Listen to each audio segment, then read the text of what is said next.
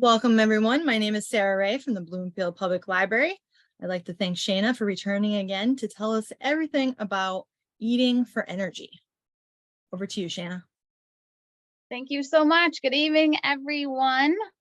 My name is Shana Griffin. I'm a registered dietitian nutritionist. I'm also an integrative and functional nutrition certified practitioner. I welcome you to this program this evening. And if you haven't attended any of my other presentations and programs with the Bloomfield Library, Sarah will be posting a playlist of those other programs for you so that you can visit all of them, because we are recording. So I encourage you to go and watch all of the other ones. And tonight we're going to be talking about boosting energy with nutrition and lifestyle. So this is a topic in which I could take in quite a few different directions. However, what we're going to focus on is differentiating. I'm going to talk about differentiating different types of energy, but with the main focus on physical and mental energy. And then I'm going to talk about different energy rich and nutrient rich foods. I'm going to review the human body's innate energy production, metabolism, and detoxification system. And I'm going to talk about the different challenges people might face when it comes to poor energy levels. Of course, I'm going to touch base on nutritional deficiencies associated with energy levels. I am going to briefly talk about nutritional supplementation. And then I'm going to talk about a couple of recipes and review some different products that you can find at your local grocery store. And ultimately, my goal every time that I speak is to inspire positive incremental change within your lifestyle. Obviously, we're all at different places in our journey of life and on our journey of becoming the healthiest versions of ourselves. And so I hope that you can take any little bit of information that you learn this evening and apply it to your life and make positive change. And March is National Nutrition Month. So this is a perfect month to talk about fueling for the future. That's actually the theme of National Nutrition Month. So it's a perfect topic that fits that. So if you don't have your water, grab some water with you. We're gonna be here for an hour talking. So now is the time to get hydrated. I'm gonna start off by talking about this interesting statistic. Our taxes are due very soon, and I thought that this was an interesting statistic. So it comes from the foodinsight.org website, and it says half of those people polled believe it's easier to do their taxes than figure out how to eat healthfully. Very interesting. That's kind of scary to me, because I don't find that doing taxes are easy at all. Obviously, I'm a dietitian, so I'm trained in terms of teaching people how to eat healthy. But I just find that to be very interesting. And if you have any insight or you want to jot in the comment any comments about this, I would love to hear your thoughts. So as far as the different types of energy and how this program could essentially go, like I said, I'm going to focus primarily on physical energy, which comes from nutrition, exercise, and sleep. But of course, emotional energy or mental energy specifically plays a role, because what we eat fuels how our brain functions and how our bodies function, and then also how we feel in terms of emotional. And then of course there is spiritual energy, which plays a huge role in also how we live our lives, and just having a sense of purpose and working towards that all play a role in how you feel and the impact on your body and your mind. So the major pillars to accomplishing boosted energy, first and foremost is controlling stress. There's no easy button for this, of course, but it is extremely important. And if you've ever heard me speak before, then you'll know that I always like to talk about breathing and being mindful about taking deep, mindful breaths throughout the day. That in and of itself, besides all these maybe superfoods that you could consume to boost your energy, breathing is one of the first things that you should look at accomplishing to making sure that you're doing that better to help boost and provide your body with the energy that it needs. Obviously, there's different relaxation therapies that can also be implemented to help control stress in your life, which plays a role on your energy. So, if you would like to do yoga, or, if you haven't meditated, I highly recommend that you start with just taking 5 minutes a day to close your eyes, ground your feet, and do some deep breathing exercises. And then do that multiple times. And if you feel like, you don't have time to even do that, that actually means that you need to do it even more.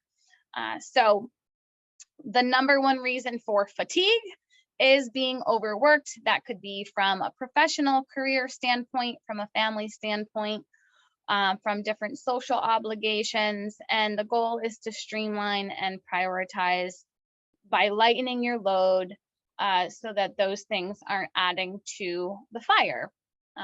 Obviously, exercise plays a huge role in elevating mood, improving cognition, boosting energy, and so much more. So not really going to talk a lot about that, but if you're not moving, you got to move. Sleep quality obviously plays a huge role here. I did teach a class previously on better sleep, and I believe that is available on the playlist. So you can go back and review and watch that hour-long seminar on nutrition for better sleep to get more information about that specifically.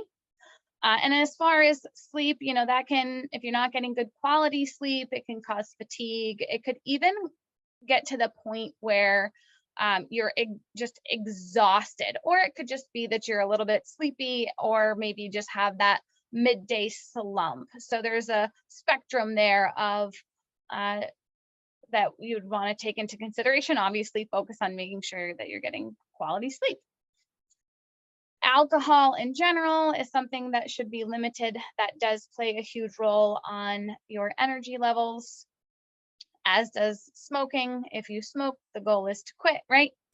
And then, of course, managing chronic diseases like high blood pressure, cardiac disease, heart disease, insulin resistance, pain, and even seasonal affective disorder. Here in New England, we're coming into spring soon, but seasonal affective disorder does greatly impact people in this hemisphere, in the northeastern hemisphere, and can play a role on feeling fatigued, exhausted. And so all of those things are things to consider when looking at energy.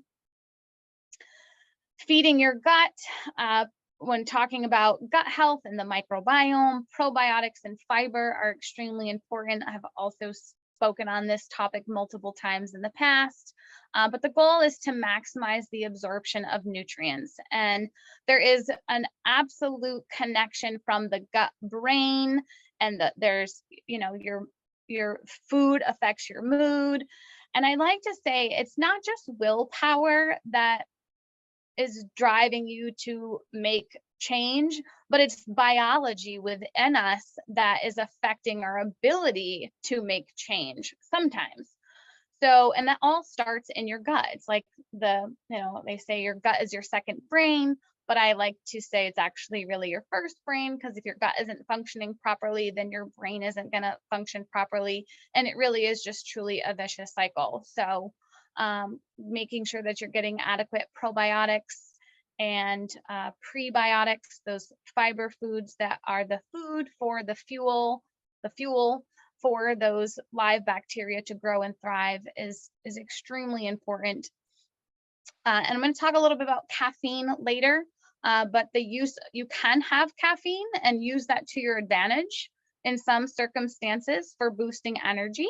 So it can fit into a healthful lifestyle. I think some people like to hear that. I think a lot of people think, oh, coffee is bad, I need to cut it out. And that's not necessarily the case. It really does matter what you put in your coffee, and how much you're consuming and what you're consuming before and after. However, I'm going to touch base on caffeine a little bit later. Obviously, staying hydrated, Also extremely important, 75% of Americans are chronically dehydrated. And if you ever experience that midday slump, it's 2 o'clock, you're feeling kind of hungry, like you want something sweet. You want to think maybe that's just dehydration and you might need to just drink some water or maybe have a very hydrating piece of fruit or something like that, instead of opting for, things that some people might have, high sugary sweetened, treats or dessert type foods like that, that usually help to give you that energy that you're looking for, but it really could just be that you're dehydrated. So we're going to talk a little bit more about that later also. And then eating for energy. So this is the main meat and potatoes here for what we're going to talk about today.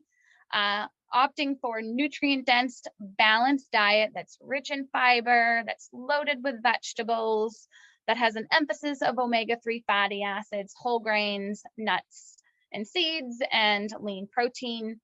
And the key here is that you really want to make sure that you're eating enough calories to satisfy yourself, because if say you're somebody who is trying to lose weight and you're cutting out calories, then you're going to potentially experience a lull in energy levels throughout the day.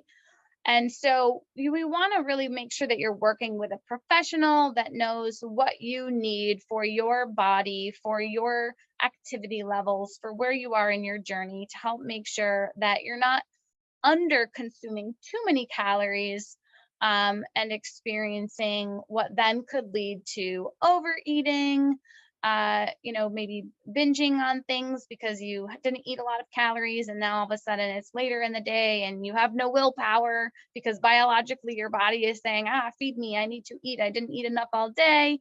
I did just experience this with a client who I've been working with after evaluating exactly what it is this person is eating throughout the day. Come to find out they're only eating about 600 calories by the time dinner rolls around. And of course, they have no willpower to want to cook something nutritious because they're starving. So we want to avoid those blood sugar spikes, and we want to opt for complex carbohydrates that contain fiber that help us to feel full for longer. Generally speaking, no matter what topic we're speaking of, the goal is to reduce ultra processed foods in general. Doesn't mean that you can't consume them. Of course, there is a time and a place for having some of the things that you enjoy, but reducing ultra processed foods in general. And then getting to the root of maybe some food sensitivities that you might have that could be causing you to feel crappy, to feeling not your best.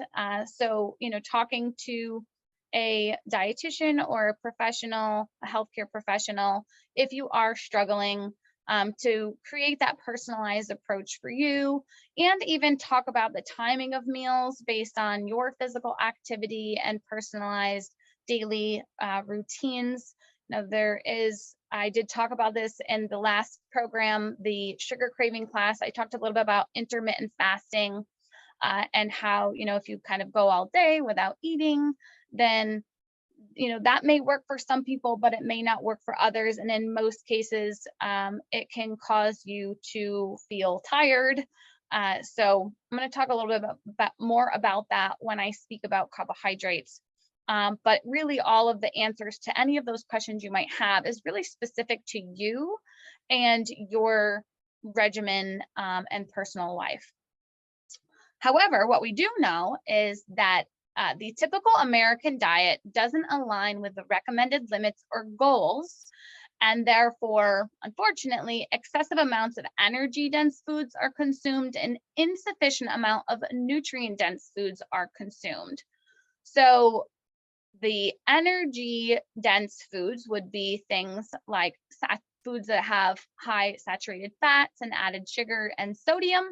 And then the nutrient-dense foods like fruits and vegetables and whole grains, lean proteins, and quality oils would be considered those nutrient-dense foods, but are generally consumed insufficiently.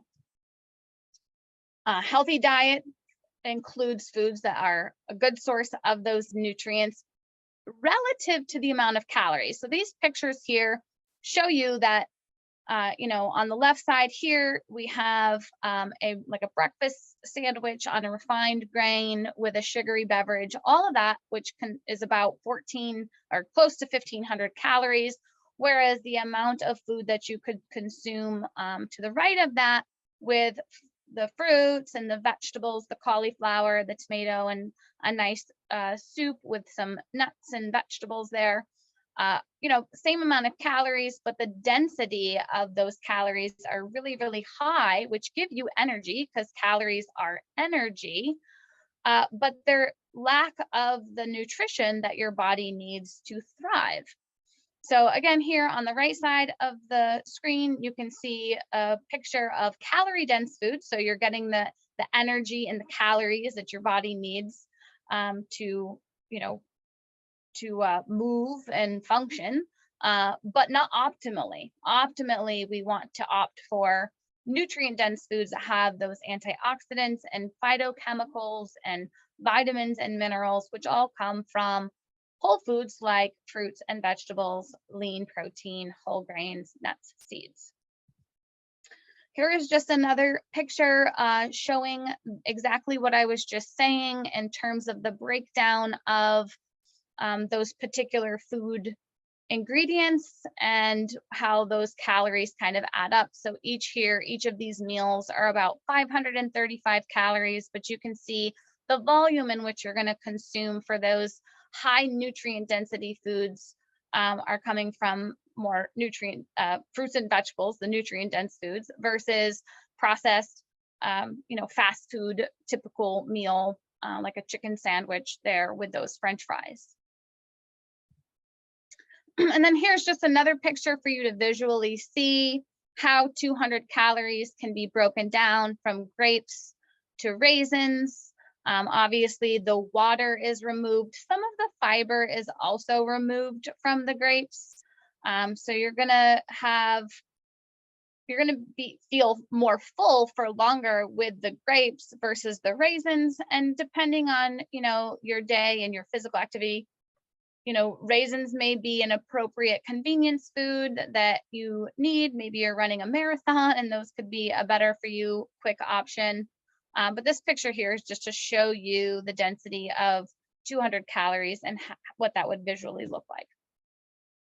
I love to show this picture here because it really emphasizes those dark green leafy vegetables that we all can get more variety of in our diets. From the bok choy that I love to recommend. Arugula is fantastic. Some of these things I don't see a lot of people eating on a regular basis, but they are the most nutrient dense foods for the micronutrients per calories that you can get. And so this is just another reason for you to maybe come out of your normal regimen of the things that you normally eat and try something different. Eating seasonally is also very much important, but this is just a nice little list to show you the nutrient density of some of the fruits and vegetables that are available in pretty much every grocery store. So I'm going to speak just for a quick moment for anybody who ever took a science class, which I think we've all taken a science class. Maybe some here have attended more of advanced science classes. But energy metabolism and how your body works really all stems from the mitochondria, which you probably remember is the powerhouse cell. And so your body uses a chemical called ATP to produce energy through a process that's called cellular respiration. And your body needs sufficient oxygen for every single cell in your body for optimal metabolism. So here I'm going to drive home that message of making sure that you're breathing. And, obviously this is another reason why moving your body and getting exercise is important, because you're oxygenating all of the cells in your body with blood. And then those cells use that to convert and metabolize glucose, so blood sugar, into energy that then supplies your body with the fuel that it needs to function, from your brain to just daily living activities to running a marathon. So when you restrict oxygen, it minimizes the metabolizing of food properly.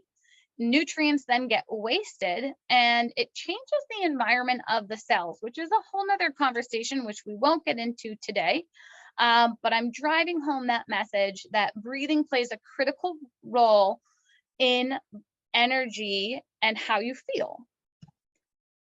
I'm just putting this here because if you want more information about breathing, I would visit this website, consciousbreathing.com.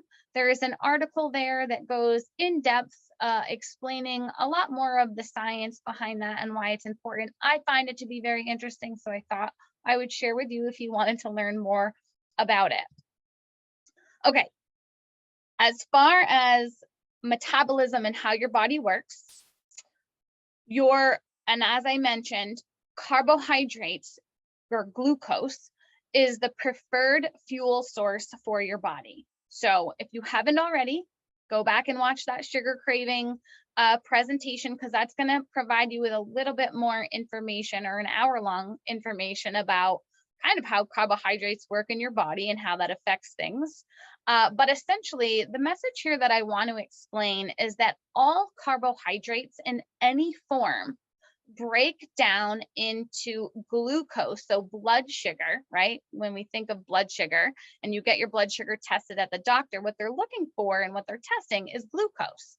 So all sugar is sugar mostly, and all breaks down into glucose. The key here is that consuming foods that have fiber in them, so whole foods and whole grains and fruits and vegetables that are considered complex carbohydrates, have fiber in them, which then do a whole host of amazing things in our bodies that we need to prevent disease and for keeping us healthy.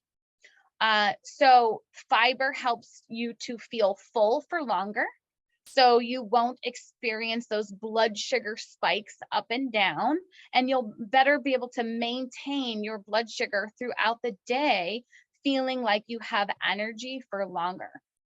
Now, when your blood sugar or your body isn't functioning properly, and you're on the road to insulin resistance, or you're consuming a very high sugary meal without fiber in it, so let's think a very highly processed meal that has a lot of sugar in it, maybe a Coke and a thing of French fries, that insulin, your body produces insulin, your pancreas produces insulin, and whatever excess insulin is left over is then stored as fat. It's called the fat storage hormone.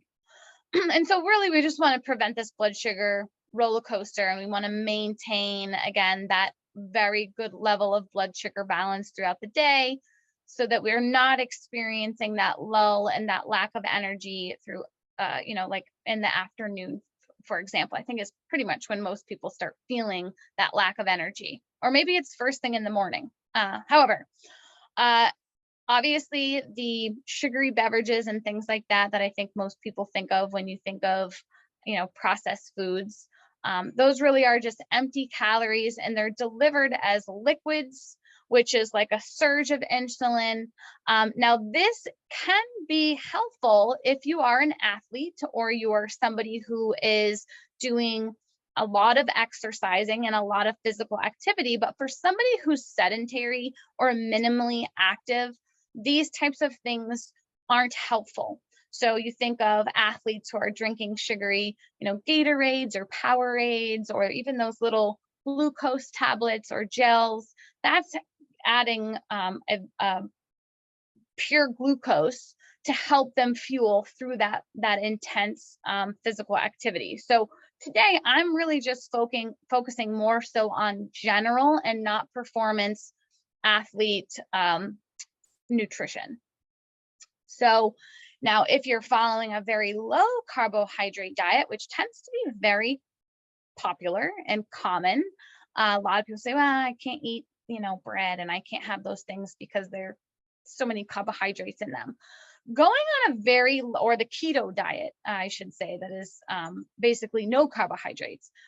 that can make you feel tired. As I mentioned, if carbohydrates and glucose is the preferred fuel source, you may feel run down and fatigued. So taking a check at really where you can improve your carbohydrate sources in the diet for better for you versions of carbohydrates, and making sure that you're consuming them throughout the day in balance, is going to help optimize your energy levels.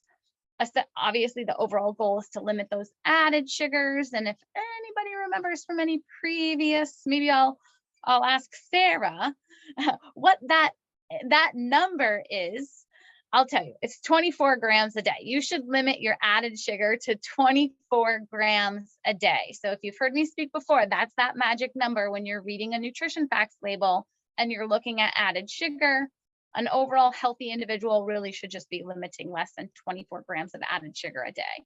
And you can see here the processing of an example of an apple, how it goes from a regular apple, it's got 15 grams of carbs, down to processing it into applesauce and then apple juice, how that carbohydrate content changes. So not going to make today about a sugar class, but this is your education on that. And like I said, go back and review that previous sugar craving class that's recorded. For anyone who's thinking, well, what else can I drink? I don't like plain water. You know, you can opt for adding different fresh herbs and fruits, fruit slices, even a little splash of juice or something like that to your water. Herbal teas, green tea is a great option, although it has caffeine, so you want to make sure you're not consuming that later in the day if you're affected by caffeine. And then kombucha, which has some of those probiotics in it. It's a fermented tea. A lot of people, I think, are very familiar with what that is now, but these are all alternatives to sweetened beverages. In terms of adequate hydration, if you're saying, Shana, well, how much hydration should I be getting? This is your check on calculating what you need. So you're going to take your body weight in pounds, you're going to divide it by 2, and that's the amount of ounces that you should have in a day. If you divide that number in ounces by 8, that's going to then tell you how many cups you should have, because there's 8 ounces in a cup. So for an example, if somebody weighs 128 pounds, then that would mean that they should be consuming at least 64 ounces a day. Fun ways to get in more hydration is by eating your water. So all of these wonderful fruits and vegetables, just another reason to get in more variety of fruits and vegetables into your day is eating them. So as you can see, watermelon, 92%, strawberries, grapefruit, celery, 96, zucchini, 95, iceberg lettuce, cucumbers, 96%, all really wonderful sources of antioxidants and phytochemicals, but also hydration. Okay, so since I was talking about carbohydrates and sugar alternative for, just some basic hydrating beverages, I think one of the first things that comes to mind with people is bread.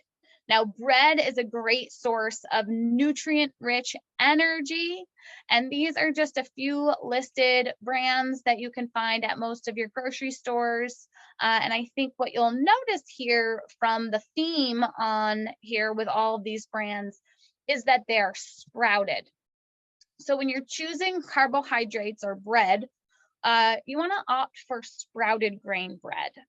And what that means is that the whole grains themselves have begun to sprout, and through a process of how they're made.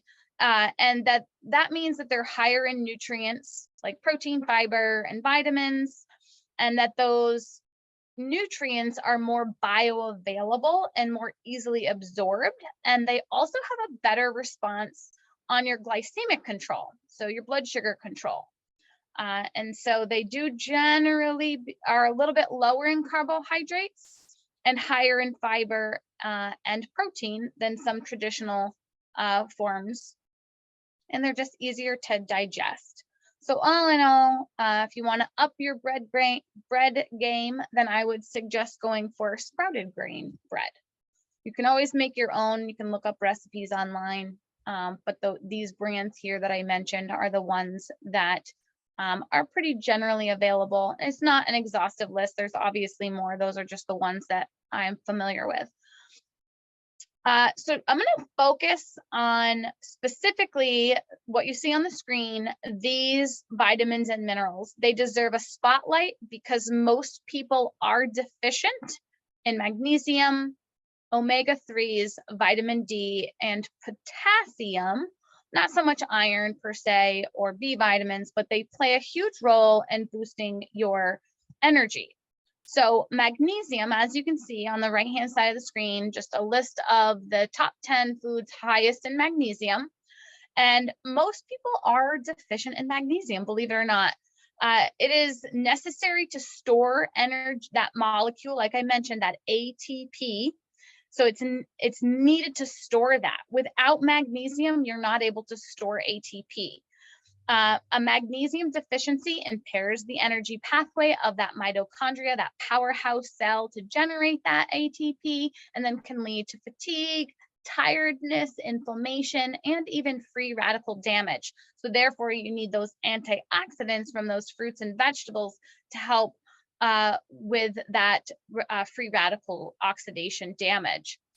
Magnesium deficiency, like I said, affects almost nearly everyone, but it is very, very, very common. It's not easy to test for, so people aren't aware that they're deficient in it. But if you're consuming too much processed foods, refined sugar, salt, alcohol, coffee, these can all pose a risk and lead to a deficiency.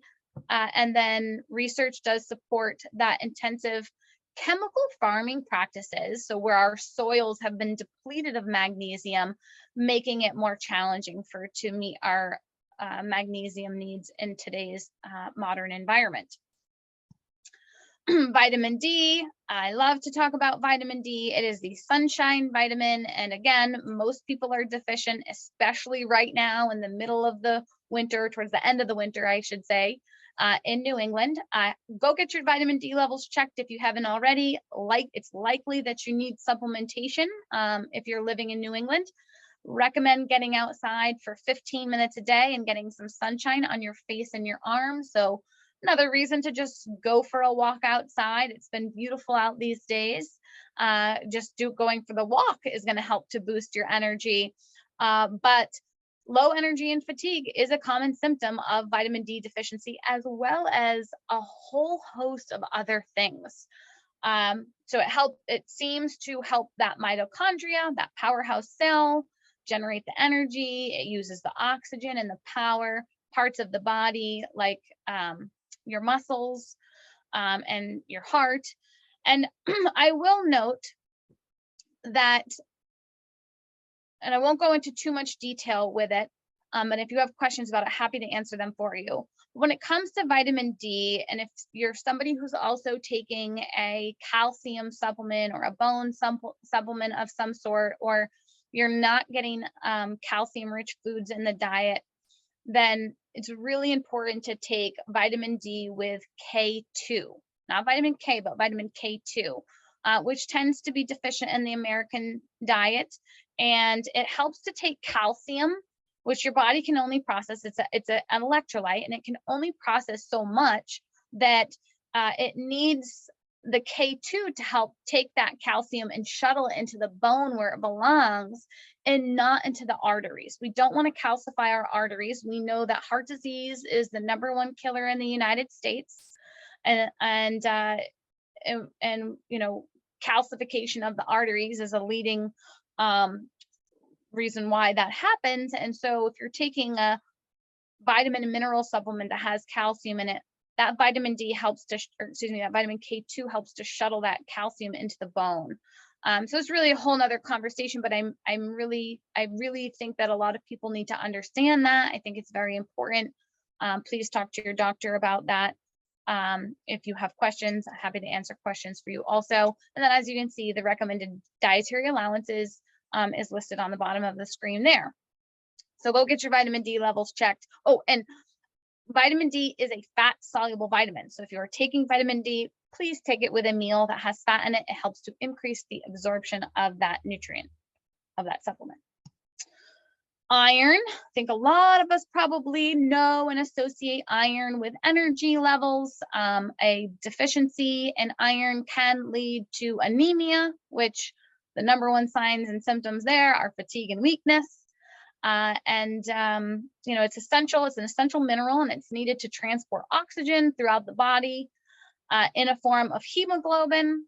So too much leads to the production of those free radicals I had briefly mentioned before, and it can interfere with metabolism and cause damage to the organs. It's not likely that iron toxicity is going to occur unless you're on really high dose of a supplementation. You're not going to get too much just from eating foods, but it is important to really make sure that you are getting enough iron in the diet. So there on the screen, the top 10 foods highest in iron. Heme iron, so blood iron, iron that comes from animal forms, are going to be the most bioavailable. And then there's non-heme iron, which comes from plant forms. And you do need to make sure that you're consuming vitamin C rich foods with those plant-based iron forms to help increase the absorption from the iron from those plant foods. So think spinach salad that has lots of iron in it, paired with strawberries or bell peppers, which are loaded with vitamin C. That's going to help to increase the absorption of the iron from that spinach. And we want to shoot for about 18 milligrams a day on average. Vitamin B, all vitamin Bs play a huge role in energy production.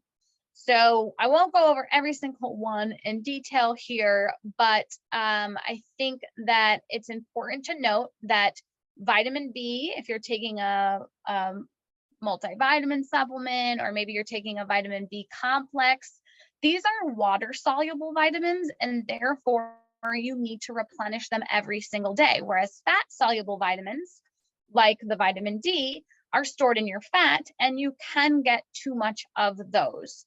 Water soluble, you will excrete and urinate out what you don't need on a daily basis. And if anyone takes a multitude of different supplements, especially any water soluble supplements, you will notice your urine might be very bright yellow. And that is because you're excreting out what your body isn't going to use. So all of these extremely important to make sure that you're getting lots of foods that are rich in B vitamins. As you can see here, here's all the other listed ones. And I'll specifically mention though here on this screen, vitamin B12, I think is a very well-known supplement or vitamin that people associate with energy. It is in a lot of supplements that you can find in the store or online. Most of the, even like the energy drinks and things like that, you're going to see it has B12 in it. B12 though is only found in animal products. So if you are following a vegan diet or a vegetarian rich diet without any other animal sources, then you're likely to be deficient in vitamin B12 and would probably need supplementation. So I just wanted to mention that there. And then here is just a quick little list of all of those vitamins, all the B vitamins, and the sources of the foods that you can find them in. So always good to get a variety and not eat the same thing every single day. So just want to drive home that message. And omega-3 fatty acids plays an integral role of cell membranes for, from a inflammatory standpoint. But it helps with regulating blood clotting. So think about the hemoglobin and how, oxygen works in the body. All of these things play together. And we're all, for the most part, not getting enough omega-3 fatty acids in the diet, or we're getting too much omega-6 fatty acids in the diet. And we really need to be reducing the amount of refined oils and omega-6s from ultra processed foods and upping the omega-3s to balance out that ratio to get the most bang for your health buck out of the foods that we eat. So it's recommended that we get 2 to 3 grams of omega-3 fatty acids per day. And this is a list of where you can get them and how much on average you're going to get from those foods. So cold water fatty fish recommended twice a week. If you are following a more vegetarian or vegan approach, obviously you can still get some from the plant-based forms, but you're not going to, like, the alpha linoleic form of the omega-3s that are found in the plant-based forms don't convert to the usable form that you really need. So that's just an extra focus to really make sure that you're getting all of the things that you need and you have a very well balanced diet. So that's what I will say about omega-3s for the day. And then potassium. Potassium, over the last 5 years, you'll probably have noticed it's now on the nutrition facts label because it is a nutrient of concern. It's mandated to be on the nutrition facts label because a lot of people are not getting enough potassium in the diet. It is an electrolyte and it assists with plenty of tasks throughout the body, most importantly with heartbeat, nerve function, muscle contraction, cellular waste removal, all of these things that play a role in our metabolism and our energy. So here's a list of the foods highest in potassium. I think most people immediately think of bananas, but avocados are a great source. Beet greens are a great source.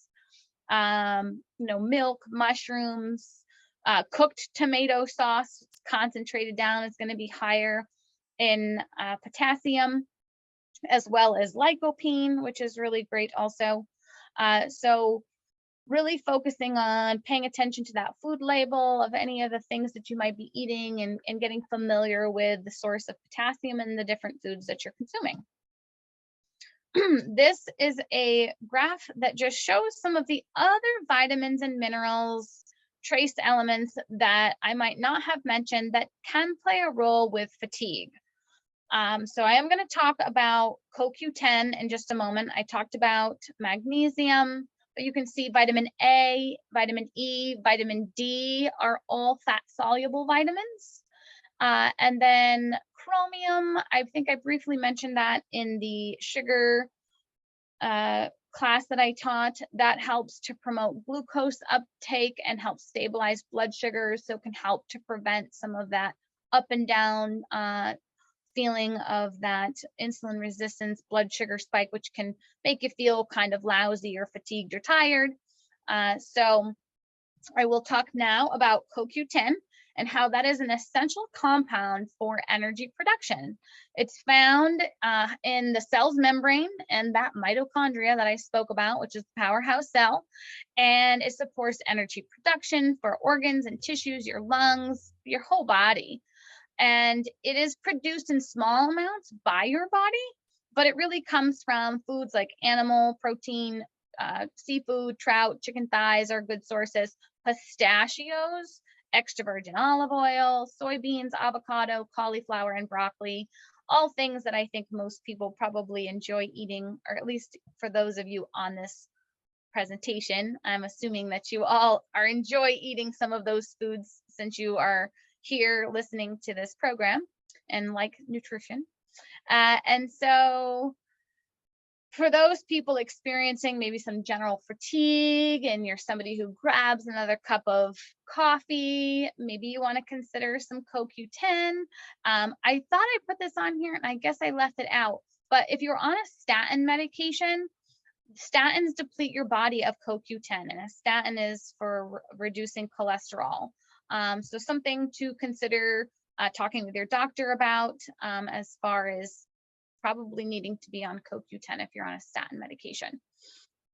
It is fat soluble and it's better absorbed when taken with food. So if you are taking a CoQ10 supplement, you'd want to take that with a meal that has fat in it. And there are mainly two forms, ubiquitol and ubiquinone.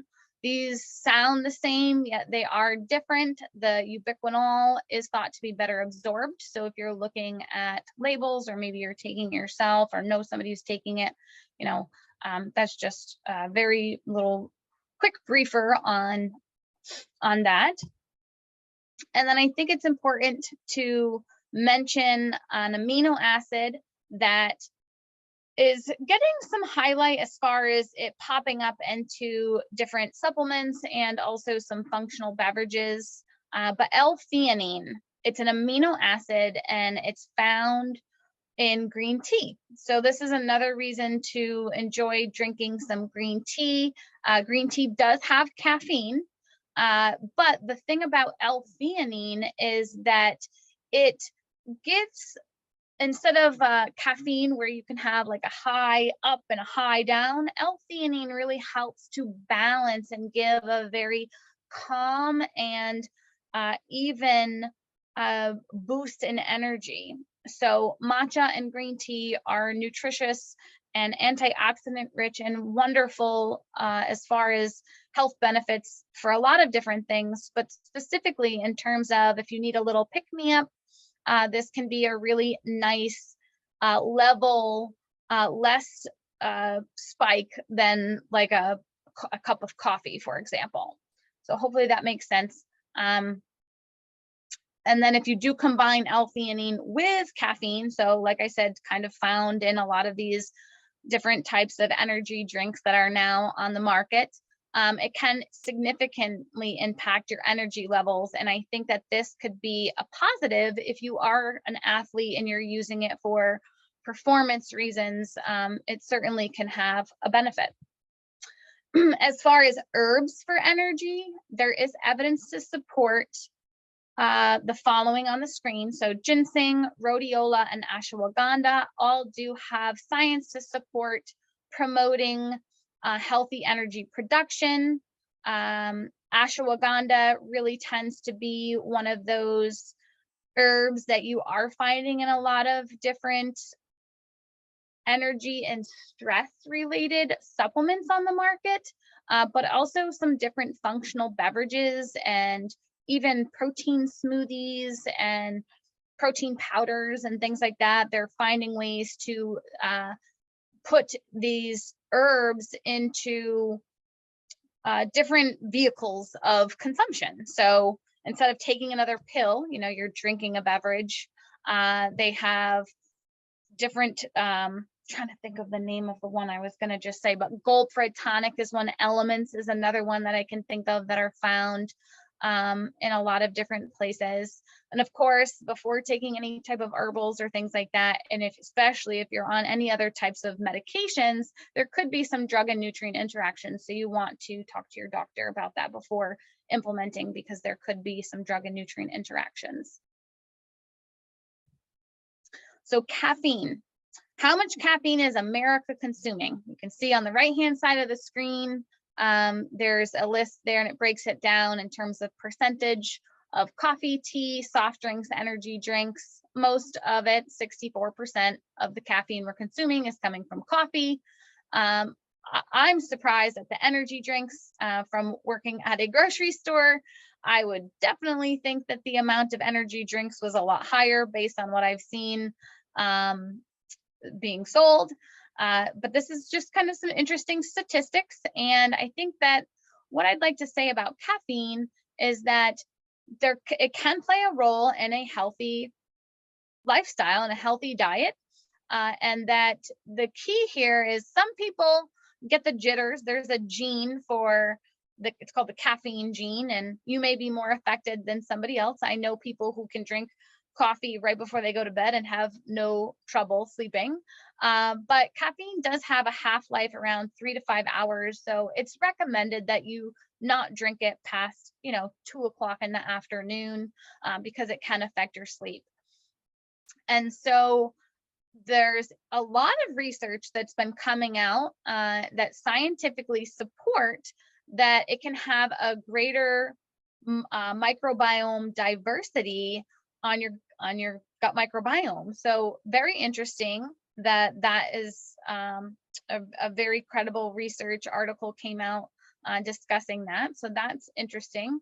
And caffeine plays a role in terms of maybe helping you to actually get some things done. If you're solely relying on caffeine for every time you don't have energy, then that's really when you probably should take a look at your diet as a whole and maybe talking to a dietitian and, you know, kind of cleaning up the other areas of your diet before really opting for something like this. But as far as the safety dose for what you can have, single dose of caffeine from 200 milligrams from any sources. So that's from chocolate, cacao, cocoa, teas, yerba mate, coffee, colas, sodas, things like that.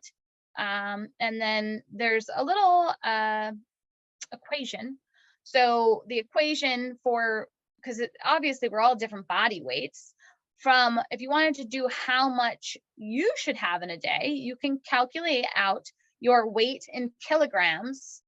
So it's about 1 to 3 milligrams per kilograms of body weight.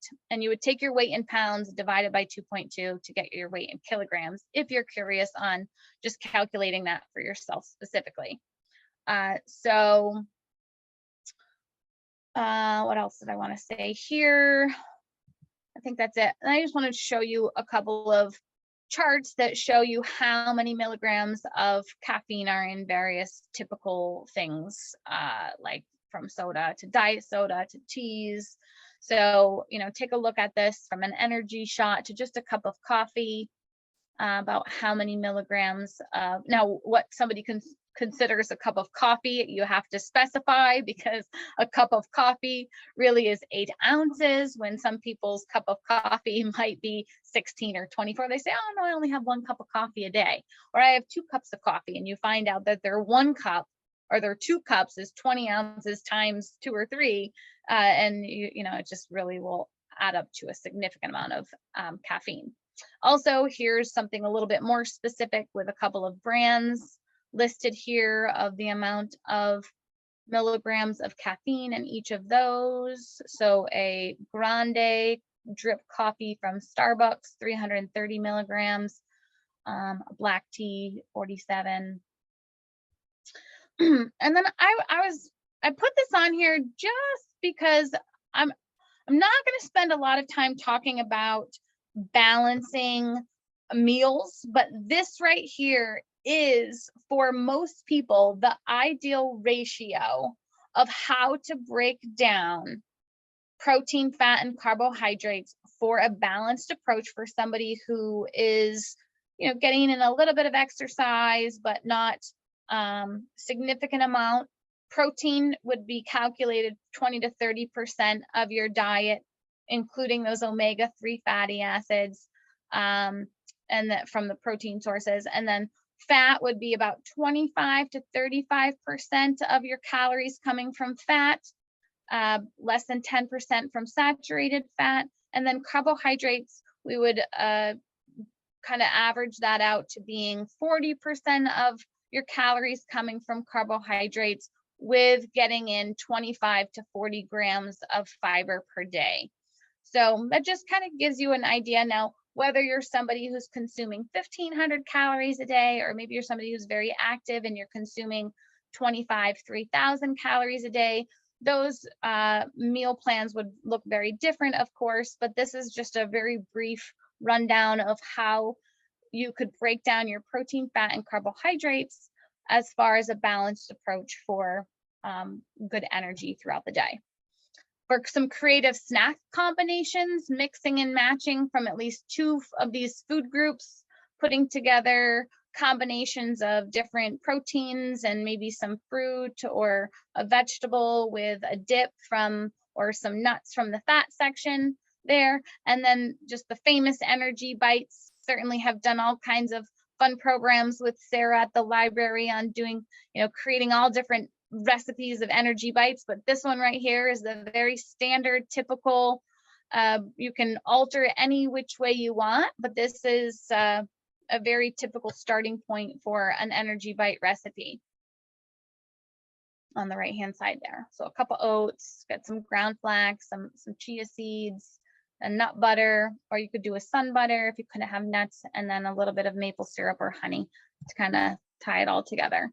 I just jotted down some other little ideas here that I think would be great for the afternoon. Obviously, veggies and hummus on that previous snack combination list. A lot of these things were already listed. I'd like to talk about a couple of products that I think would be wonderful to include. So I mentioned pistachios earlier. Pistachios are great, specifically the lightly salted ones. There's only 65 milligrams of sodium in these wonderful pistachios for the lightly salted. 6 grams of protein, 3 grams of fiber, loaded with vitamins and minerals, B vitamins, potassium. You've got iron in there. You've got all of those energy trace minerals and vitamins and minerals that I mentioned. So that's a really great option there. Goes great on a salad or by itself. And then the this brand, Amy's refried beans, you know, for a pantry staple item that's got lots of protein and lots of fiber. You got 8 grams of protein, 6 grams of fiber here with some complex carbohydrates. This can be turned into a really nice dip that you can add some salsa to maybe and use as with a whole grain cracker or some vegetables for a dip. Make a nice taco salad of some sort. And then these pumpkin seeds, if you've heard me speak before, you know this is one of my top 5 lists of things I think everyone should eat. Super nutritious, and this brand is from Connecticut. It's got 7 grams of protein, 2 grams of fiber, 5 carbohydrates, loaded with iron, loaded with zinc, loaded with magnesium, and it's allergen friendly, so it's nut free, tree nut free, soy free, gluten free, peanut free, all of those things free, and it's made in Connecticut. And all you have to do is open up the package, and you can throw it into you know, a trail mix. You can put it on top of some toast with some peanut butter or almond butter. You can throw it into a salad. This one specifically is a cinnamon flavored one, but they have other just plain sea salt flavors. So this is a really, really great thing to have in your bag for some extra energy when you're feeling like you need a little something absolutely nutritious, getting your bang for your buck for those snacks. And I would like to say that I think that most people, when they think of snacks, it's generally something that tends to be not as nutrient dense or nutritious. That's maybe more like cookies or sweets and treats. And I think there's a difference. We need to differentiate between, you know, healthy snacking as a time to get in all of that nutrition that we, as you saw from the first page there, that most of us are lacking. So this is, if you wanted to do a trail mix, I love these clusters. This is a granola, but it's made in a little cluster. So you could put in the pistachios, the pumpkin seeds, maybe some walnuts, even some dark chocolate chips. And then these little granola clusters go really nice into a trail mix because they're easy to pick up. It adds some good carbohydrates there, some fiber. This is a cocoa flavor with quinoa. And so you've got a little bit of protein, only 4 grams of added sugar in this, where granolas can tend to be very high in added sugar. This one is very low as compared to basically any other brand, without it being significantly high in saturated fat. It only has 0 grams of saturated fat in this one, and only 10 grams of sodium also. So really great option there for a quick energy snack, for something that you could have any time of the day. You could turn this into a dessert style.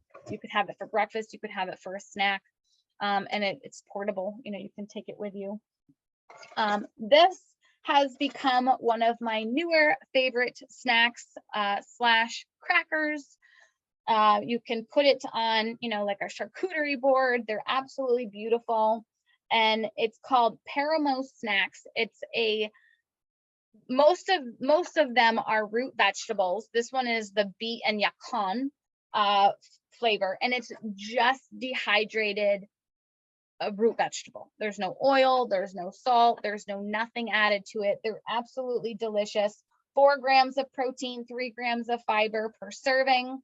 It is organic and similar to another brand that is available, but they add oils to it, which is fine. But this one is going to have less calories per serving because it doesn't have that added oil to it. So this is a really great portable thing that you can take with you, that you can use for maybe a tzatziki dip, or maybe some cheese or some hummus or something like that, or maybe even pair some of these. They have a potato one, they have a lime flavor. They also have some dried fruit, apple and pineapple, which is really delightful. The pineapple one, everyone, you've got to go try it. It is absolutely delicious.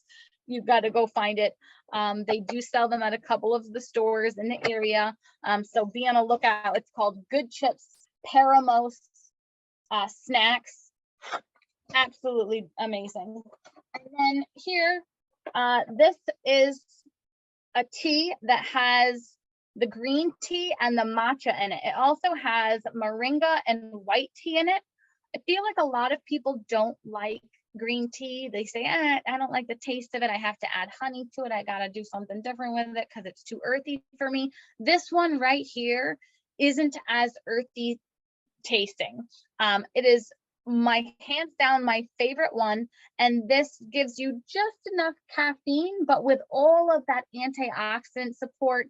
Great for mental vitality. It's got ginseng in it also, which I didn't mention. It's got dandelion, it's got elderberry. So that ginseng that I mentioned, the only thing it doesn't have is the rhodiola. That would be really cool if it had the rhodiola. It'd have all of the ones I mentioned earlier.